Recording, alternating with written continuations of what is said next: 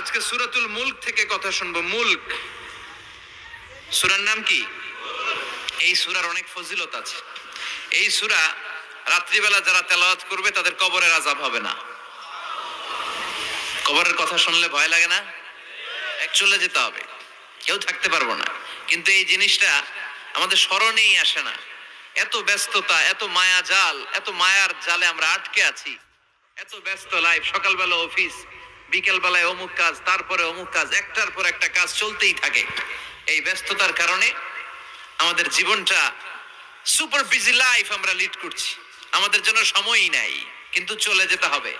বিশ্বনবী বললেন এই সূরাটা এমন সূরা মানিআতুন মিন আযাবিল কবর। এই সূরা মুলক যারা তেলাওয়াত করবে তাদের কবরে কোনো আযাব হবে। আজকে থেকে সূরাতুল মুলকের তেলাওয়াত করা যাবে?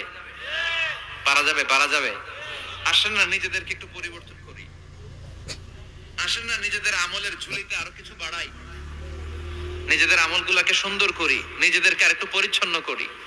প্রতিদিন রাতে সূরাতুল মুলক তেলাওয়াত করবেন ইনশাআল্লাহ। কইতে পারলেন না? 2 নম্বর ফজিলত শাফাআত লি সাহিবিহা। এই সূরা যারা তেলাওয়াত করবে, এই সূরা তেলাওয়াতকারীর জন্য আল্লাহর কাছে সুপারিশ করবে। 3 নম্বর ফজিলত খাসামাত আন সাহিবিহা। এই সূরাটা কিয়ামতের দিন এই সূরার তেলাওয়াতকারীর পক্ষে আল্লাহর সাথে তর্ক করবে, ডিবেট করবে। কতক্ষণ? হাত্তা আদখালাহুল্লাহুল জান্নাহ, যতক্ষণ না আল্লাহ তাআলা এই লোকটাকে জান্নাতি বলে ঘোষণা না দেয়।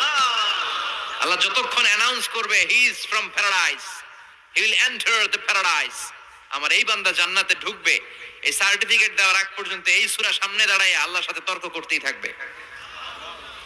আবার বিশ্বনবী বলেন মান ক্বারা বিহা ফি লাইলাতিন ফাকাদ আকফারা ওয়া আতাবা।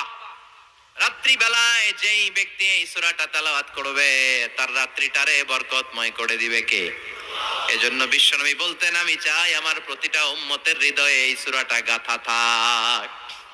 আমার নবী চাইতেন আমাদের অন্তরে যেন এই সূরাটা মুখস্থ থাকে। আমরা চাই না? 30টা মাত্র আয়াত। কয় আয়াত?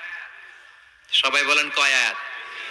প্রতিদিন এক আয়াত মুখস্থ করলে আমাদের পুরো সূরাটা মুখস্থ করতে লাগবে কয়দিন? 30 দিন। 1 মাসের চেষ্টা এই সূরাটা মুখস্থ করা যাবে না? দেবিদ্দারের ভাইয়েরা করা যাবে? আওয়াজ করে পড়েন ইনশাআল্লাহ।